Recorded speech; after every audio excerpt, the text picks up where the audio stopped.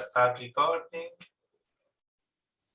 So welcome everyone. It's a great pleasure to have you here again, and especially to have here with us Federico Santangelo, who is always a very welcome guest. I shall take the first half an hour to present Federico Santangelo and his CV. No, I'm joking. Very quickly, Federico Santangelo is a world-class scholar. He took his first degree at Bologna, where he studied at the Collegio Superiore, and then moved to England and got his PhD from University College in London. He is the author of many monographs, such as Sulla, The Elites and the Empire, a study of Roman policies in Italy and the Greek East, published in 2007. Divination Prediction at the End of the Roman Republic, 2013. Teofane di Mitilene, Testimonianze e Frammenti, 2015. Marius, 2016. And more lately, Roma Repubblicana, Una storia in 40 vite, 2019. And La Religione dei Romani, published by La Terza very lately, very recently in 2022. He has edited a volume of previously unpublished papers by Sir Ronald Syme, Approaching the Roman Revolution's papers on Republican history, and a source book on the history of the late Roman Republic, Late Republican Rome, published in 2017. He was a member of the research group that edited Imagines Italicae, the first complete corpus of Italic inscriptions under the direction of Michael Crawford. He works mainly on the political and intellectual history of the Roman Republic, on Roman religion, on problems of local and municipal administration in the Roman world, and on aspects of the history of classical scholarship. In this regard, he is the editor of History of Classical Scholarship, and many more things. I would rather leave the floor to him. Last thing I'm going to say is that his paper titled today is Sulla and the Death of Metella. Federico. Thanks very much, Giorgio. Thanks very much, Claudia, for the invitation. It's lovely to be with you this afternoon, to sort of virtually catch up with some very dear friends, and also to get the chance to meet new ones, of course. I'm very sorry, as Giorgio knows, not to have had a chance to tune in for the previous sessions of this seminar, but I have learned much from the recordings.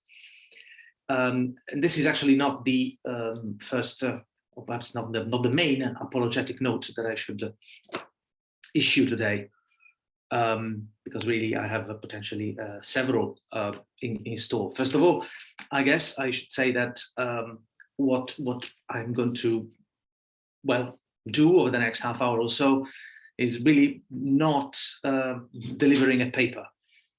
I'll be giving a talk, but there is no paper. There's a problem. There's a set of questions, and I'm much more interested in what you will have to say about and around those questions. Extremely new work on Roman religion. Well, I mean, this is actually in many ways the second note. I'm not even sure this is new work.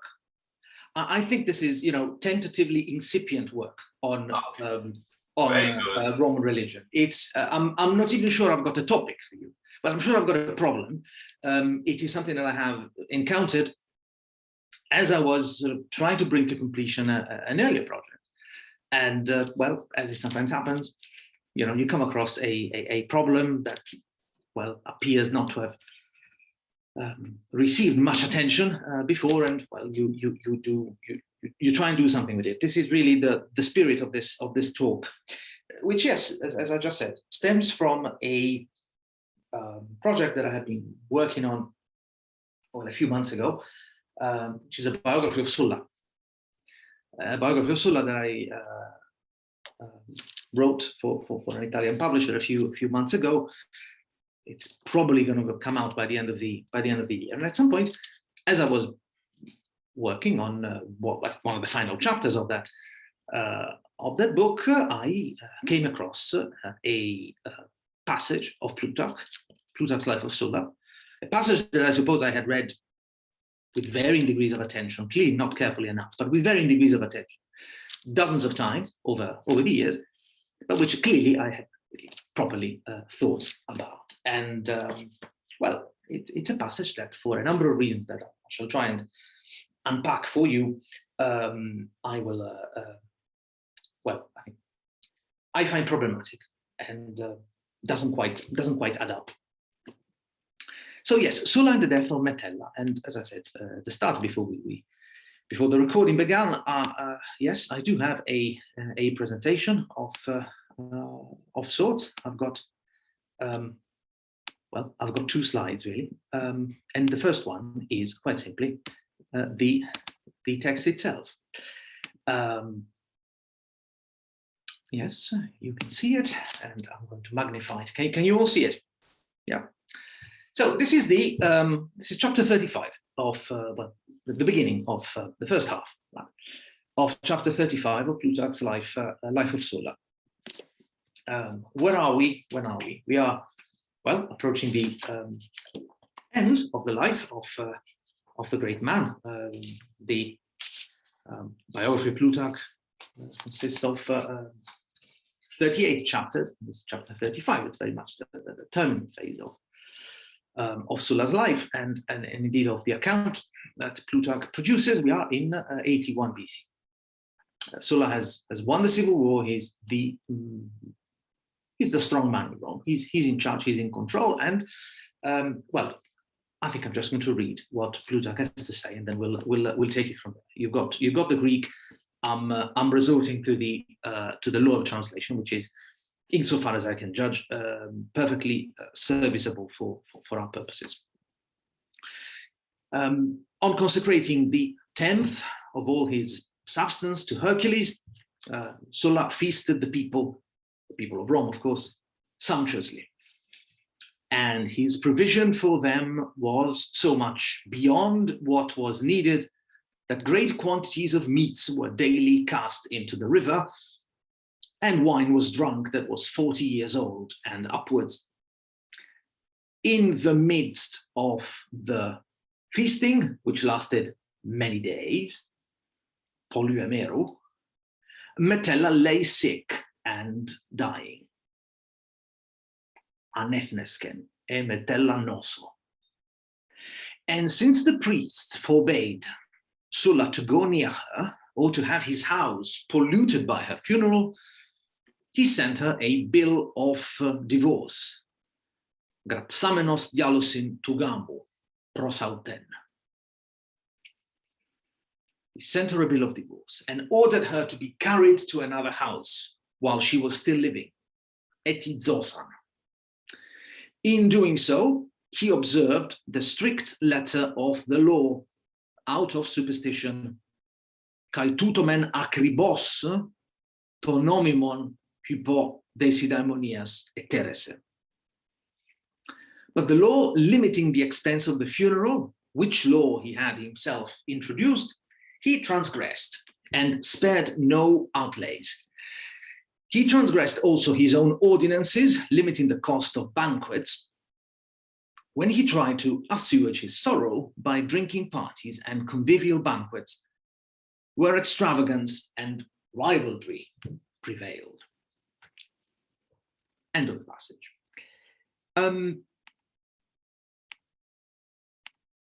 So, what we've got here is an account that builds the story of Metella's death and indeed of Sulla's behavior on that occasion within the aftermath of Sulla's victory. In fact, against the backdrop of a moment in which Sulla's victory is emphatically asserted through a festival, a religious festival in honor of Hercules, that is funded by Sulla's own fortune. A tenth of all his assets, of all his fortune, is consecrated apotheon to the god, to Hercules.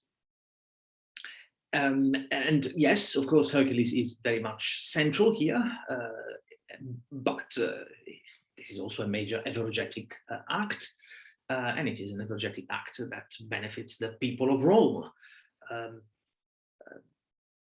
This whole idea that Sulla is sort of an enemy of the people and sort of an anti-popular, arch-conservative figure is well, in my view, simply does not hold water, and I think is quite handily undermined by this passage, where we actually see Sulla feasting the people sumptuously, and we'll come back to this issue of sumptuous, sumptus, or some luxury, and his provision for them was so much beyond what was needed. Large amounts of meat are made available, and in fact they have to chuck into the river on a daily basis because there is simply too much meat out there to be eaten and to be consumed. And we also get this very lovely note on the wine, 40 years old and more, that is made available on that occasion. So major eulogetic act, but it's an eulogetic act that takes place within a religious framework. Sulla and Hercules, and well, the connection between Sulla and Hercules is known from other sources, and there is also a very recent paper by Filippo Quarelli in a volume in memory of Mireille Seveillac, recently appeared in a École Française series, where Quarelli makes use of some archaeological evidence from Ostia that seems to further corroborate the connection between Sulla and Hercules. Even just this very first sentence is, I think, in many ways, a sort of a bit of sort of gold dust when it comes to really as historical evidence. It tells you something about the history of taste, I suppose, at least of, yes, gastronomical fashion in early first century BC Rome. Meat and old wine, and meat that gets chucked in the river because there's too much of it. But then in this context of sort of turbo consumption, illness and death kick in and take center stage. And from the stage of a feasting city, we are taken by Plutarch to the room where Metella is spending her last few days and hours.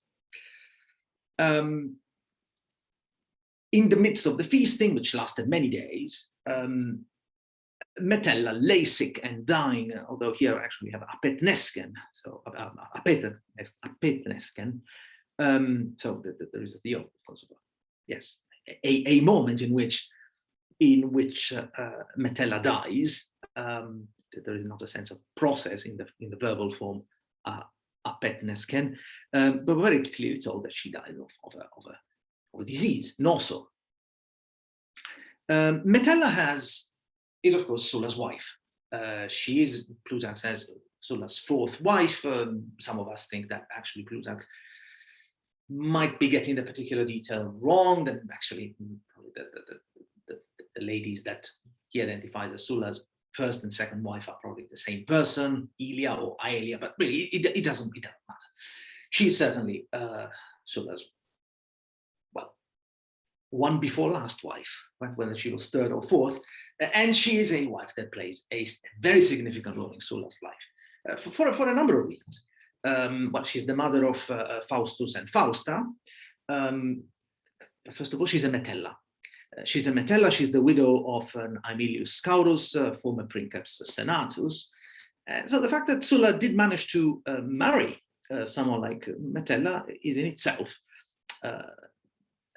a crucial indication in the 90s of the fact that really his trajectory is incontrovertibly and probably irreversibly an upwards one. Sulla is a patrician, but he comes from a patrician family that really has gone through several generations of underachievement. And for someone for a Cornelius Sulla to get to marry a Metella, and a Metella who was the widow of such a distinguished man as Aemilius Scaurus, is in itself a career-defining moment, one could say. But it's not just that. Metella proves at various points a very significant figure in Sulla's life. Plutarch insists elsewhere in the biography on the respect that Sulla showed towards her, but quite apart from that,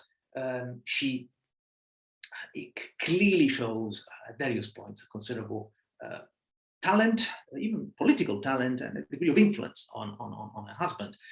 She manages to flee Italy and joins him in Greece during the Mithridatic War, and yes, she is with him as he besieges Athens, and as the campaign that, of course, ends with the victory against Mithridates unfolds.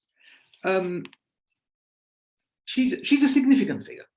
She's a significant figure, and in many ways, the rest of the story does corroborate Plutarch's earlier point on the, well, stronger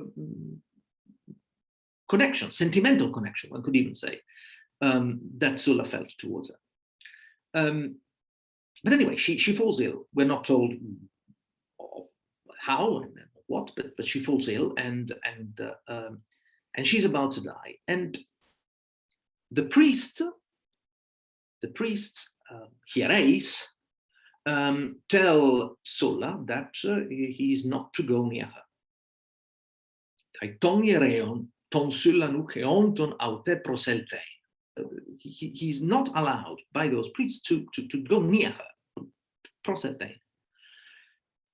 And they also tell him that the house must not be polluted by her funeral.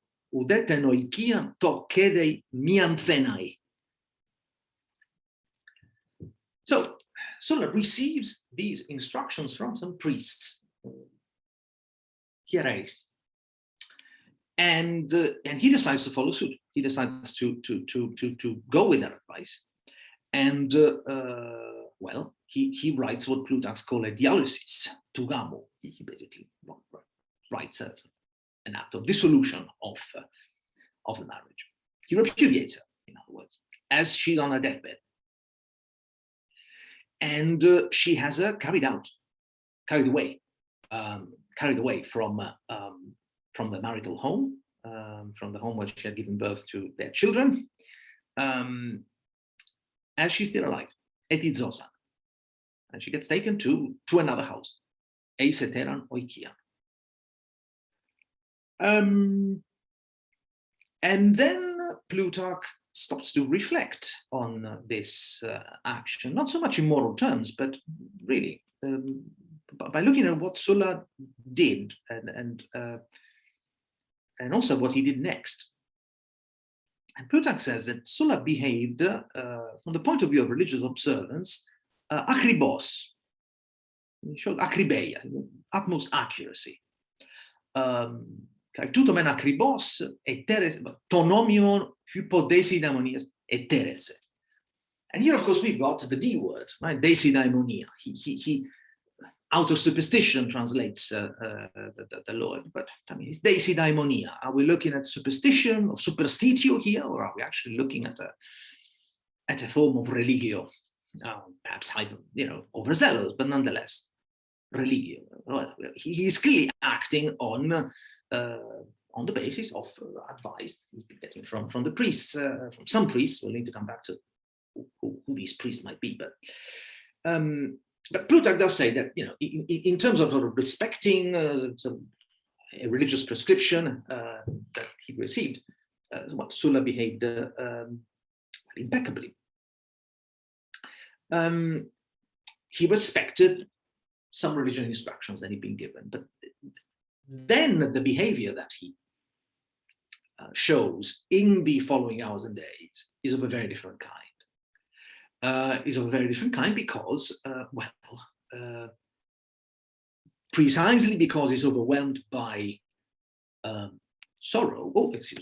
Precisely because he's overwhelmed by sorrow,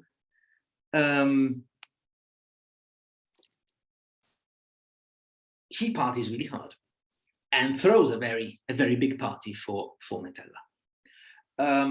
And that party isn't just a sign of the internal turmoil of Sulla, and it's not even just a sign of his notorious keenness on big parties and heavy drinking, which is a recurring theme in Plutarch's biography of Sulla. It's not just that. It is also a breach, a violation of a law, a sumptuary law, a lex Cornelia, that Sulla himself had just enacted in his capacity as dictator. So in many ways, we see that the death of Metella, which was preceded by an act of religious observance, becomes a moment in which a rather important feature of the Sullan edifice, right, of the Sullan settlement, is violated, or one could even say is undone.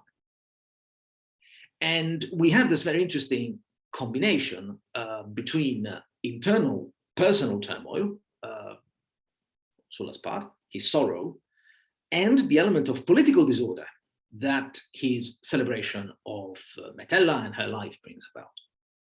But then things, I suppose, are even more complicated, because one could say that actually by throwing that huge funerary party for Metella, the huge celebration of Metella's life, Sulla has, in some respects at least, can in some respects be seen to have paid Metella her fair dues, but actually acknowledged her merits, her significance in his own life, in spite of the very harsh choice that he had to make when he received those instructions from the priests. Anyway, so we are left then with this image of disorder, of extravagance and ribaldry, as the law translation has it, and then immediately afterwards we are presented with the encounter between Sulla and his fourth or fifth wife, anyway, the last one, Valeria, in the arena. And this much younger woman starts flirting with him, and he falls for it rather happily, and they get married. And it's a different story. So here we are. It is actually a very powerful story, and it is a very powerful story in its own right, sort of as a self-contained tale. But it becomes, I think, even more powerful and even more meaningful if we read it within the wider context of Plutarch's Life of Sulla, where this theme of disorder versus order,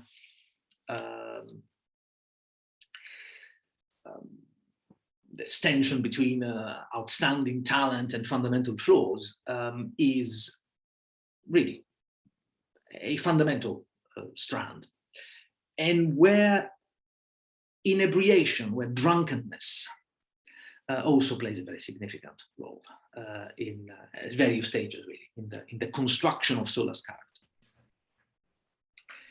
So yes, it's a very powerful story, but it's a powerful story that, to me, as I was trying to sort of make sense of what Sulla might or might not have done in those days when Hercules was being celebrated across Rome and Metella was dying, well, presented a number of problems. Because if we zoom down to the to the events preceding and surrounding Metella's death, what do we find is,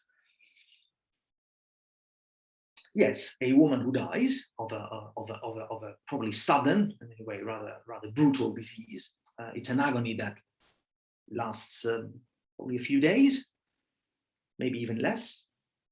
It lasts enough, clearly, for some priests to approach Sulla and offering him their authoritative advice on what he should be doing. And well, the advice is rather stark. I'm coming back to this because as I read this passage several times, well, I was really quite surprised to see these priests recommending that a dying woman, lawful wife of Sulla, mother of his children, could not be approached by her husband as she was about to draw her final breath, her last breath.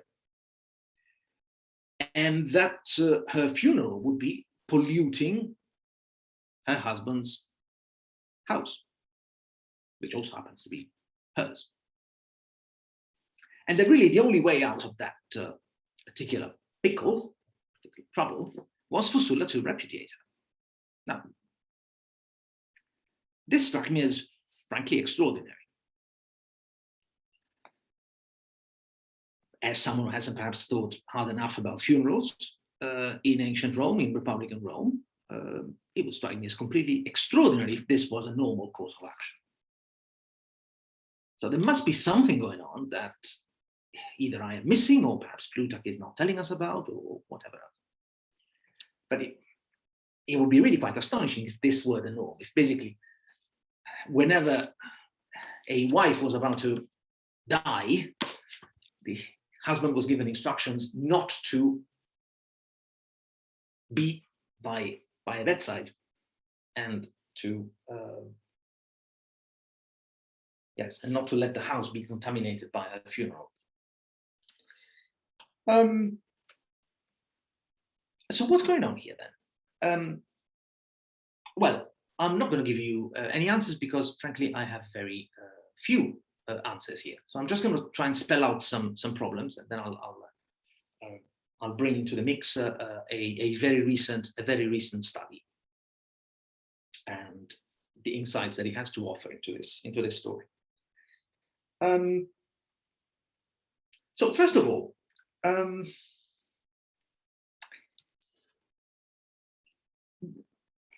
yes, the priests tell him not to go near her. When?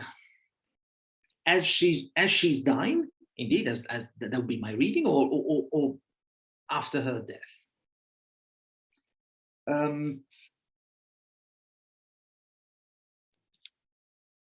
And why? Contamination clearly seems to be part of the problem here. It's a contamination that clearly would affect the house, but who's actually, or what is contaminating the house? The death of Metella, or the funeral, or both? Is this sort of prohibition in any way normal?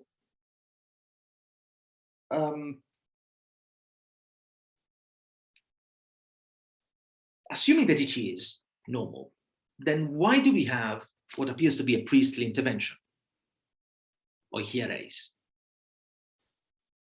Why would some priests have to give this sort of advice if it were entirely straightforward advice, if it were the sort of thing that you're supposed to be doing?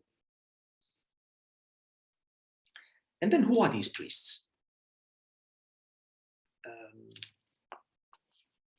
We all know that pontiffs are associated with a number of areas of civil law, including funerary rites, and that indeed they are associated with death and funerals, but they're not explicitly mentioned. And Sulla, insofar as we know, is not a pontiff at this point in time. He's an augur, though. He certainly is by this point. And indeed, Arthur Keaveney, in his biography of Sulla, is one of the few scholars that have actually spent any time looking at this passage, insofar as I've been able to see. Arthur Keaveney says, yes, his fellow augurs told him that he was supposed to take a certain course of action.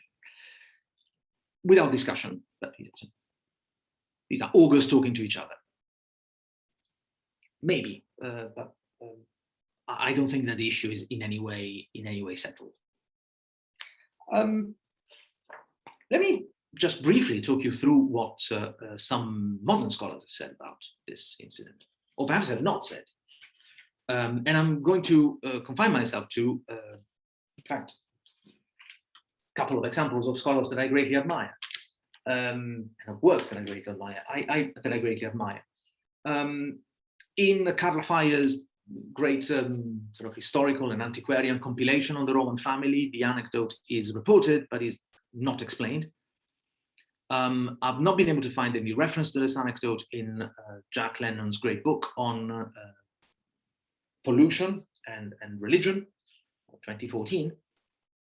There is something about this anecdote about the story in Maria Gabriella Angeli's phenomenally good commentary on the life of Sulla, published in the Fondazione Valla.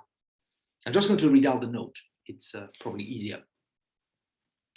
Era credenza presso gli antichi che un cadavere procurasse impurità. The ancients believed that a corpse would bring about impurity. And she then gives an example from ancient Iran.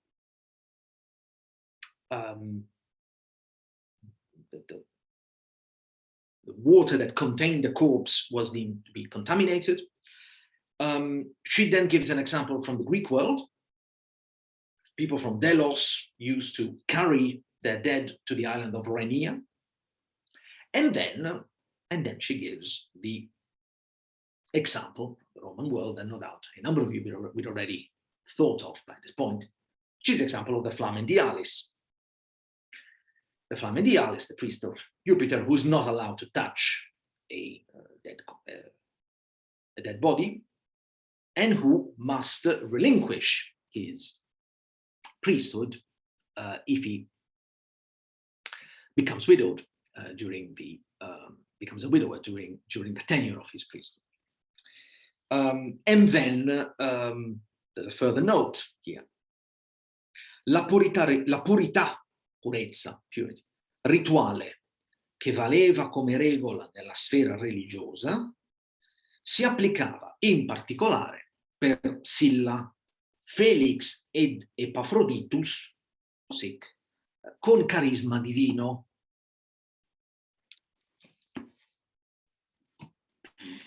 Well, maybe. There is certainly no talk of charisma, of divine charisma here, and there is no reference to his quality as Felix or Epaphroditus or anything of the like. What we have actually is I think a very interesting note on Plutarch's part to the fact that he has akribos, respected, tonomium, tuto tonomium, a prescription that he received from the priests.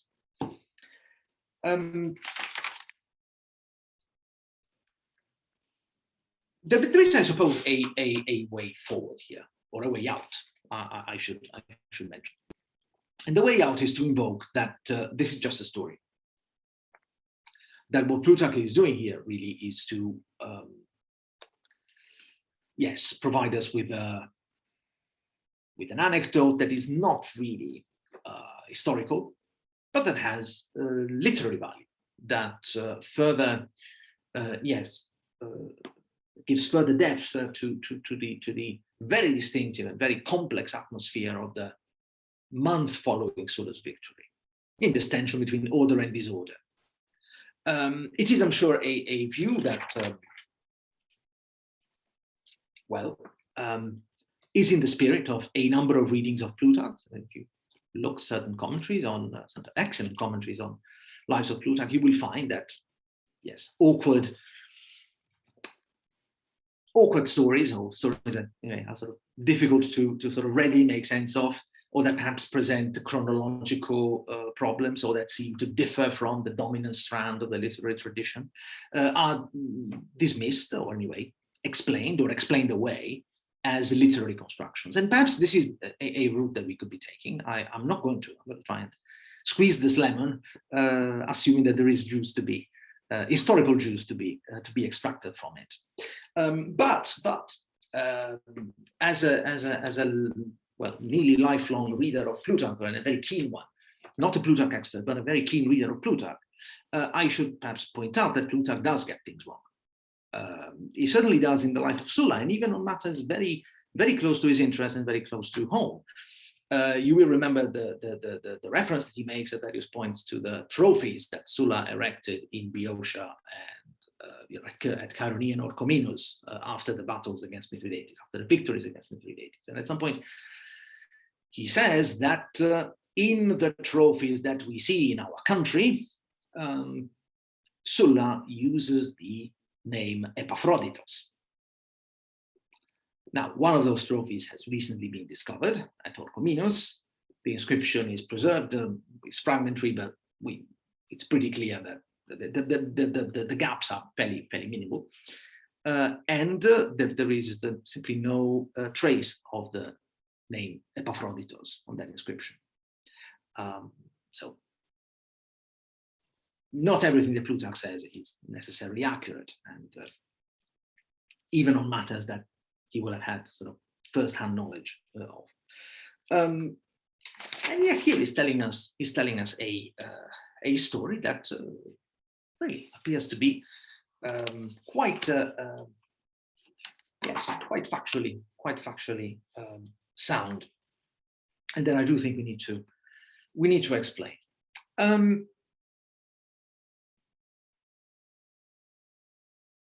Giorgio and Claudia very kindly flagged up, partly because we briefly discussed this months ago, my Pax Deorum, my old article on Pax Deorum as a bit of suggested reading. I should have actually suggested another piece of reading that's much more relevant to what I'm trying to talk about today, and which I'm briefly turning to, which is not an article by yours truly, but rather a piece, one before last issue of JRS 2020, by Alison Emerson, and it's a piece on the problem of impurity in Roman, and pollution in Roman religion. It's a very rich, very thought-provoking piece that has a very, very wide range, and that has, I suppose, a central message, which I don't think it's entirely unfair to describe as a revisionist or revisionistic message. In Emerson's view, the notion of corruption, of impurity being brought about by death is a notion that is not really attested with any degree of safety until late antiquity. And in Emerson's view, it is not a notion that we can credibly place in Republican or even early imperial Rome. After all, she says, most of the antiquarian sources that seem to be defining the notion of impurity brought about by death are late antique, especially Servius. They do not necessarily really, in her view, present us with a credible picture of what might have happened in Republican Rome. I'm not necessarily convinced that this is the best way of making sense of this problem, but I do think that the call for trying to situate more precisely whatever little evidence we've got is a very well placed one. And I also do very much value Emerson's call for a non-synchronic reading of the Roman funeral, or indeed perhaps really her call for not speaking of the Roman funeral in the singular, but thinking of funerals in Rome, or funerary practice in Rome, as an evolving set of practices that changes through time and space, and also changes according to the social milieu in which one may be looking. And at the end of I think, very successful section of her paper, Emerson confronts the problem of the Metella story. Just as removing the scaffolding of synchronic narrative reveals how little we know of Roman funerary rites, she says, examining mourners without the expectation of pollution undermines standard assumptions on their behaviors. And she gives an example from Livy, and she then goes to talk about Plutarch, Life of Sulla. And she gives, as you can see, a summary of the story. She goes to the pontiffs, again without discussion. The pontificus forbade Sulla from seeing her. And the dictator went so far as to divorce her and have her carried to a different house before she died. Sulla loved Metella. And then, as you can see, she tells the story of Sulla's heavy drinking and heavy partying. The text specifies that Sulla's callous behavior during his wife's final days was not due to his feelings towards her, but to religious concerns, desidaemonia. It seems that Metella's death would have obstructed Sulla's ability to host the festival for Hercules, requiring him to take extraordinary measures. And as she puts it then, the story of Metella is an example of the fact that death could interrupt certain interactions with the gods, right? This is her account. In the following paragraph, she also, of course, calls into place some other comparanda, the case of the Flamendialis, and some examples, some instances from the early Principate. But this idea that death could interrupt certain interactions with the gods is quite well articulated here, with a little problem though. There is no reference in Emerson's paper that I've been able to see to what Plutarch has to say about the pollution that the funeral would have brought to the house.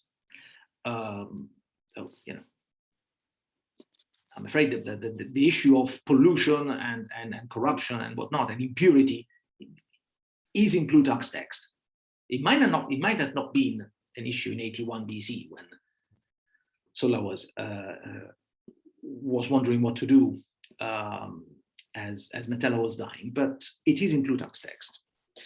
I'm drawing really to a close, without a clear answer and without actually a set of questions, which I suppose I can summarize as follows. How representative do we think this story is of wider practice? It's not just about funerary practice, it's also about what one does, I suppose, in the immediate, in the hours that precede a death.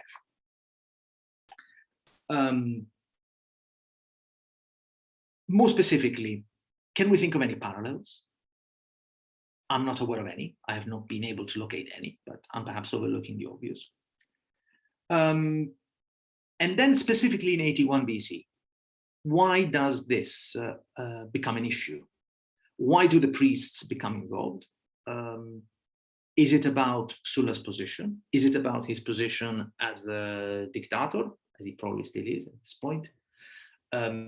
Or is it because of the role that he's taking in the festival in which Hercules is being celebrated? Or perhaps, as Keaveney suggests in passing, is it because he's an ogre? Is it because of his priestly role, his priestly function, that some sort of special measures must be taken?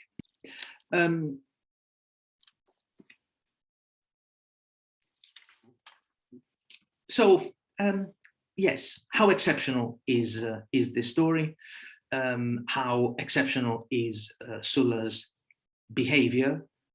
If this is indeed such, well, maybe not a frequent occurrence, but a rather normal one, a rather unremarkable one that fits within some sort of established practice, why did it make it into the literary tradition in such a way that it became noteworthy for an author like Plutarch, who, yes, knew how to tell a story, clearly regarded this anecdote as fundamentally useful to the sort of image of Sulla that he was constructing. But this is my final point. In spite of the accuracies, no doubt he will have various points committed, that we know he did commit, knew quite a bit about Roman religion, as any reader of the Roman questions knows. So yes, as you can see, a whole set of questions, some of which are no doubt rather daft, but there you go, for you to help me with, if you don't mind. Thanks very much. Thank you very much, Federico. That was really interesting. It gives you really the image, no, the feeling of, if you read very carefully a passage, not that you have read maybe 10, 20 times with different eyes, or maybe because you are dealing with a similar topic, or you made other reflections on such topics, it can really open a door on something more, much more. I guess that if I may start with remarks, that key phrase by Plutarch, no? If you can maybe share again. It's very much interesting, no? At the end, Acrivosto nomimon culpo desidemonias eteres, no? It's interesting. I don't know what if you reflected on the translation on to nomimon, no? If in Plutarch is always or mostly a law in the sense of lex, or it is a mos, or it is something that has to do with a law in the strict sense of the word, or something that comes from the past, but it's associated with eupodesidamonias. So this is also very interesting. It's not something that they find at that moment, given also if in exceptional circumstances. And it's also on the other slide, Emerson translates priest hieroi with pontifices, no? So automatically. But I think that you are right in to have more prudence in that. Now it could be really, but it's not given. No, I would say. So I don't know. What do you think about this key word onomimon? That you're quite right. I would need to look into how Plutarch uses it. My provisional reading of it was more in the sense of ruling than in the sense of an established, well, yeah, legal practice, or yeah.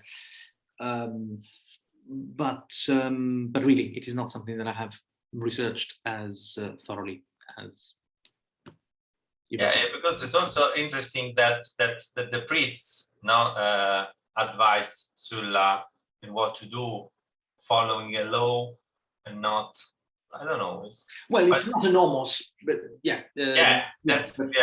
But of course there is a very obvious etymological and no doubt also. No, I was.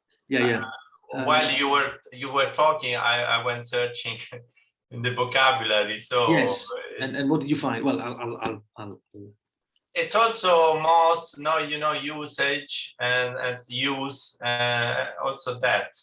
And as you said, desidamonia is mostly in the Rocci vocabulary is attributed to Plutarch mostly as a superstitio, as you said, but the first meaning is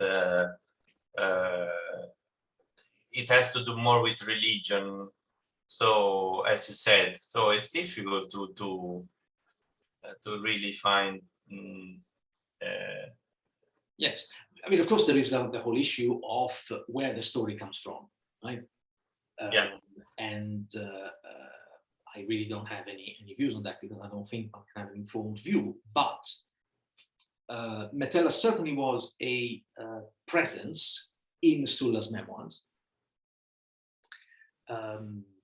not just, in fact, while she's alive, but also after her death. There is that story of a dream, right, of Sulla that sees his son, I believe, and the son says to his father, "Yes, Father, will you join us? Will you join me and Mother soon?" And shortly afterwards, Sulla dies. So there is actually an enduring connection with Metella even after death, that being asserted in the Res Gestae, in Sulla's autobiography. And it is conceivable that the story will have been addressed in the Res Gestae. I have no way of telling. Others, of course, wrote the history of those years, and Plutarch had access to a whole array of sources that, as we all know, are inaccessible to us. Okay, are there other questions, remarks? Yes. And feel free to use whichever language. Yeah, of course. Within reason. Okay, there are many hands raised. Claudia, maybe. I think Jonathan was the first. Okay, Yeah. I didn't see all of them. Yeah. Good afternoon, Professor Santangelo. Thank you for a very interesting talk. I'll try to speak English, so I apologize for any possible mistakes. And my question is not about the separation itself, the taking of the body out from the Sulla's house, but the divorce itself.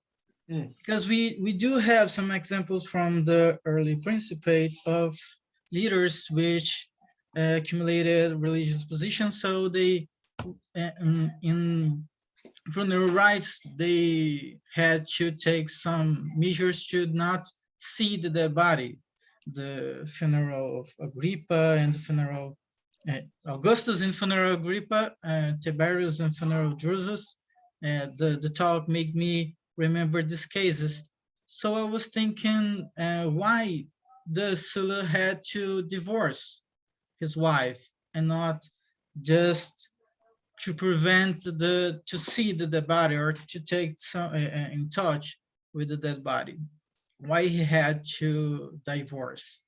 And I was wondering if there's a tradition that changes during the time, or some specific about the position of Sulla in the period that made, as Albor, or I don't know, that made he to need to divorce and not to just prevent to see the dead body of his wife. Thank you very much. Yes, the early imperial examples that you quoted have been very inconclusively so far part of my sort of attempts to think about and around this story. They're also mentioned in, for what it's worth, in Emerson's paper, the one I just mentioned, in the paragraph following the one I screenshot for you. The issue of divorce, I really don't have a sound explanation for that, unless the analogy with the Flamen Dialis somehow is worth pursuing further. Because of course, in that case, the Flamen, if I understand correctly, is supposed to step down from his priesthood if his wife dies during his tenure. Now, if, however, the divorce happens shortly before the lady's death, then technically the Flamen, or Sulla in this case, the husband, the former husband, is no longer, does not get to become a widow. Sorry, It's a rather obvious fact, and that might be the thinking behind this decision to divorce Metella.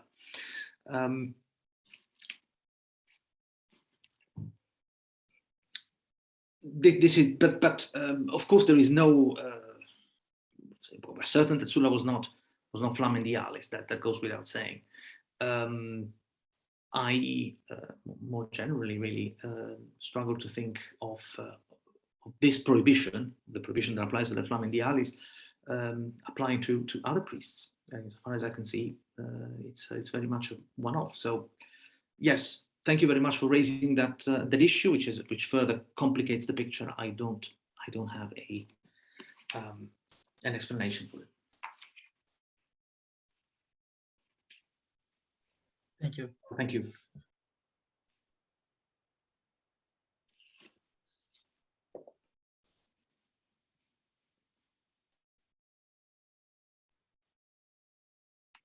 May I, Dodo? Yeah, who wants to? Yeah, Claudio, please. Oh, yeah. Thank you. Thank you, Federico, for this instigating. I think it's the best word now for me. Well, it's just a comment. Sulla called himself Epaphroditos and stressed his felicitas and so on, sharing a divine quality. Okay, but but not that he was literally a god, isn't it? But of course, if you call someone a god often enough, he may end to becoming a god. Okay, but it seems to me that that impurity or that pollution, that impurity polluting the festival is a plausible hypothesis. As Hercules writes, I'm thinking of Hercules at Aramaximas, of course, okay? But Hercules seems to have special dispositions about the audience, the officiant, and so on, isn't it? I think it's a hypothesis to verify. The festival is the festival of Hercules, isn't it? Thank you. Yes, the festival is of Hercules, yes. Well, thank you. I had not thought along those lines, and perhaps actually I think your question prompts me to take another look at a recent attempt that's been made by Massimo Blasi to argue for a deliberate strategy on Sulla's part to have himself deified. Paper in the Revue des Études Anciennes a few years ago. I don't think that view has been espoused by others since, but I should perhaps take another look at the arguments that Blasi invokes and see how they, in any way, whether they at all turn out to be relevant to this story. Thank you. Sorry, I'm just adding one point before Alex. I don't see an obvious contradiction here, but the image that we are being presented with is an image of a pious Sulla that acts fully within the framework of public religion and who acts on the advice of the priests, whoever these priests might be. So in the whole issue of felicitas, or indeed the special connection with Aphrodite, do not really seem to play a part in this particular story. But, yeah, that is of limited relevance.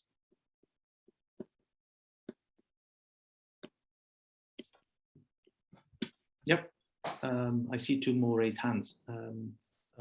I'll go first if that's okay. Yeah. So anyway, nice to see you, Federico. Nice to see you.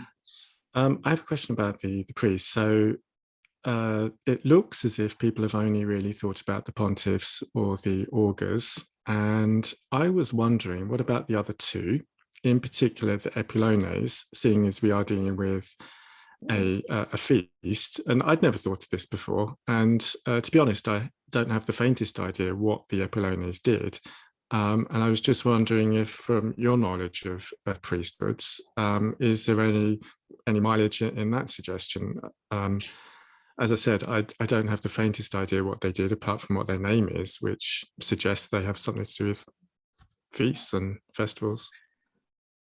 Thank you very much. I never thought of that before. I'm going to follow it up. And I would also be rather hard-pressed to come up with a job description of what the Septemberi Apollorum did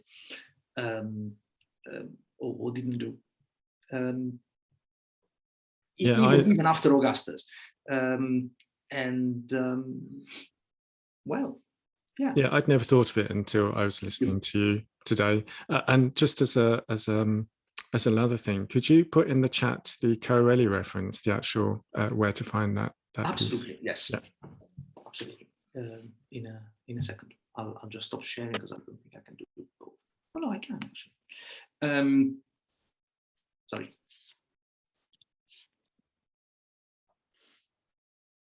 No, I've stopped the sharing now. I'll do it before. I'll do it before disconnect. Brad, I think, yes. Hi, Federico. Thanks so much for this. It's a super interesting problem. My sort of question / comment is mostly from ignorance. My first thought, as you were speaking, looking at this passage, is almost exactly what Emerson has argued, which is it seems from the way Plutarch is framing this that the issue is his role as dedicant in an ongoing ceremony. And that got me thinking about the fact that he's dedicating a tenth of his wealth. And what's the role of property in the Roman sense of wealth? Does property come into this? Even outside of this, and I think Emerson might have been very obliquely hinting at this. If he is dedicant, does he have particular roles that involve him hosting events in or around his property? And in that sense, might the pollution be of any rights that might take place there? So that was my first thought. The other sort of thing that I was thinking about is the hiereis.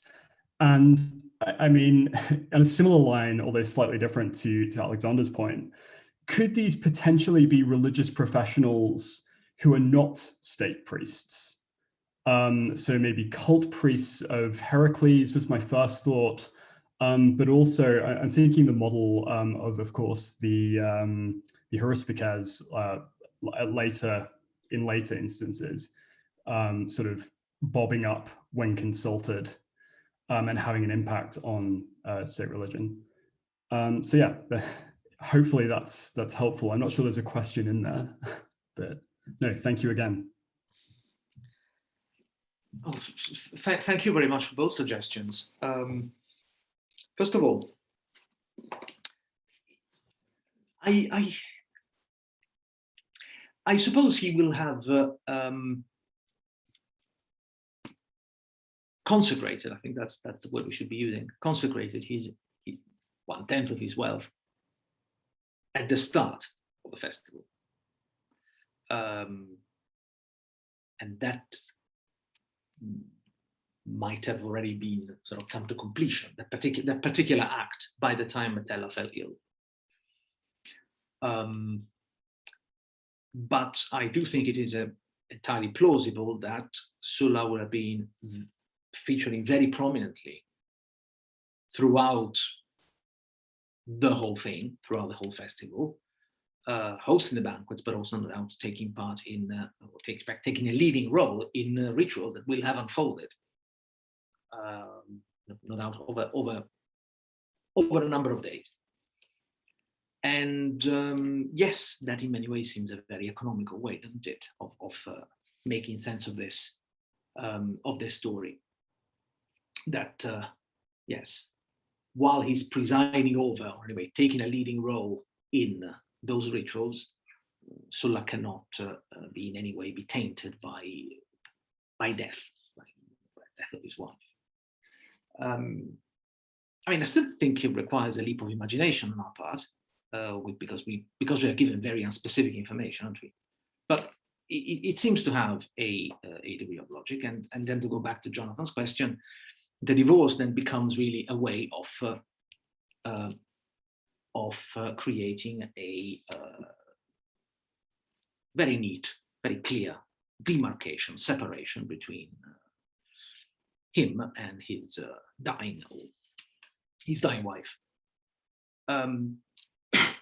So yes, that I think could make sense, but then I suppose, in spite of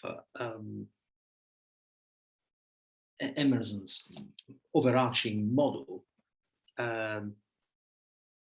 leave us with a problem, I think, on this whole issue of impurity and contamination. Clearly, having death in the house on your doorstep is not business as usual. Even before late antiquity.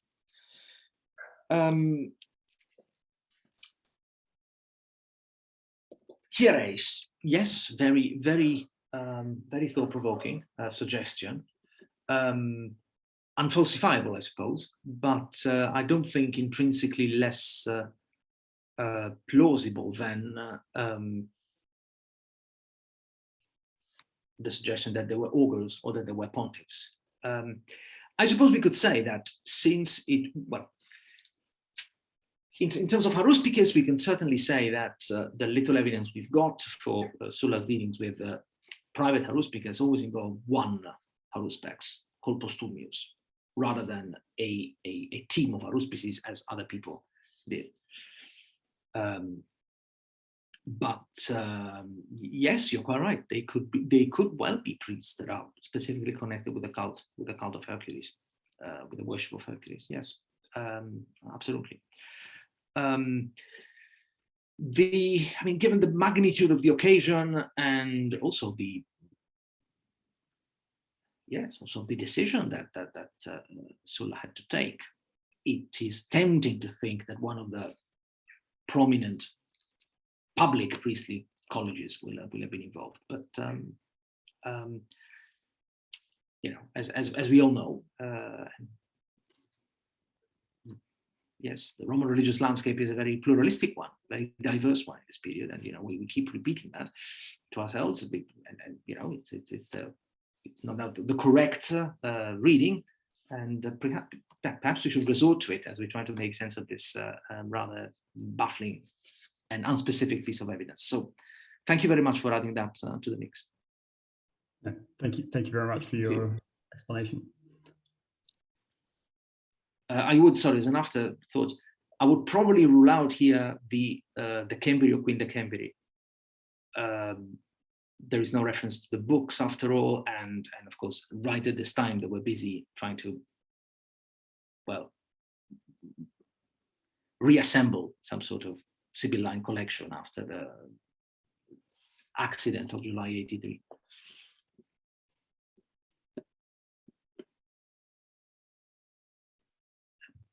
Emilia, sorry. Yes, hi. Well, thank you very much. You left us thinking about the and just a comment related to what Claudia just said, because at first, when you read the passage, in my mind, I was imagining the meeting taking place at Sulla's house, the wife becoming sick and priest forbidding him to go near her. But then thinking about what Claudia said, sorry, not Claudia, Claudia, perhaps if we are thinking about the festival at the Ara Maxima, then we could think about Sulla being in the public space, carrying out the ritual, and perhaps the wife was at home, because as far as I don't know if women were allowed to that ritual.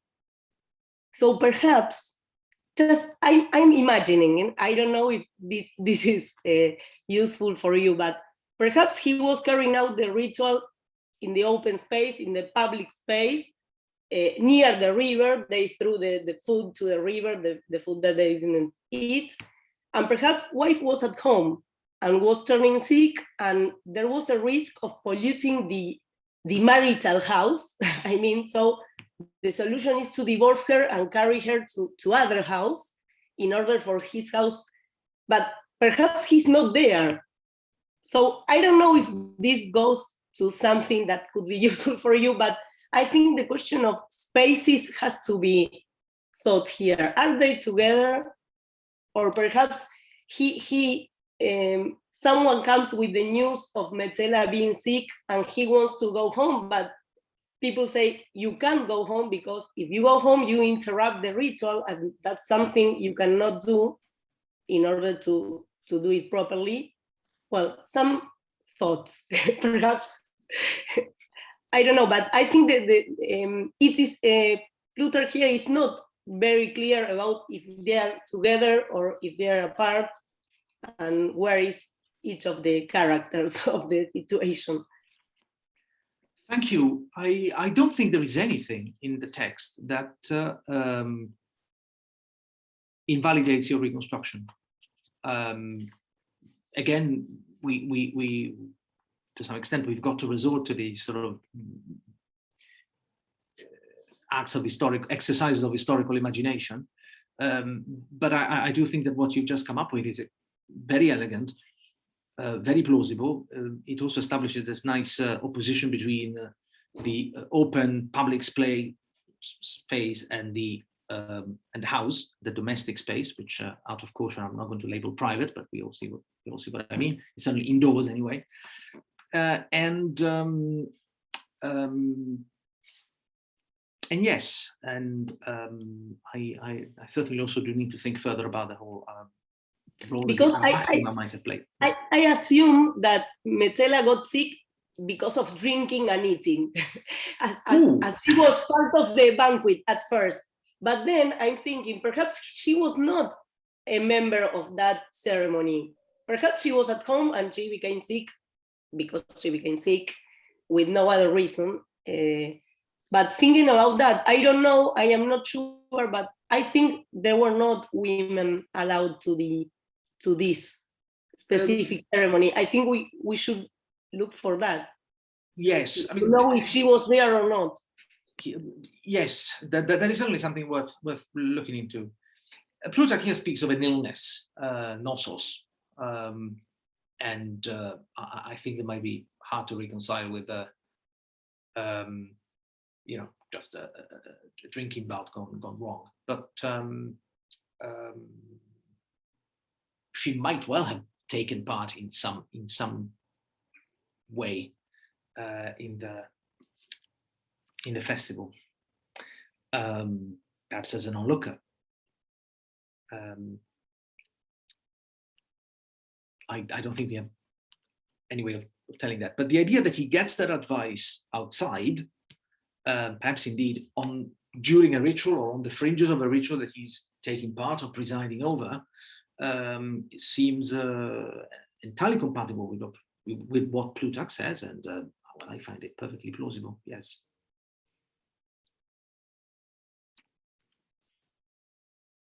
Thank you very much. And Claudia is skeptical about the presence of women and slaves. Yes. Just in the festival of the Ara Maxima, it's part of the big festival. Yeah. So we don't know So maybe Hercules doesn't like to stay near polluted persons, or we can think about also of the stress, as Cicero is stressing the ritual purity in some kinds of ritual and so on. Maybe if Cicero turns the purity to the mind, of course, but so many, it's clear that maybe there was some, how can I say, not to forbid something to forbidden people who is not in a clear body, in a pure body or pure state body, bodily, to conduct a ritual like this one, like the ritual of Hercules. Maybe it's just imagine. I'm just imagine. Thank you. So, a final remark, a final question. I don't see hands raised. So I should say thank you again to Federico. Grazie mille.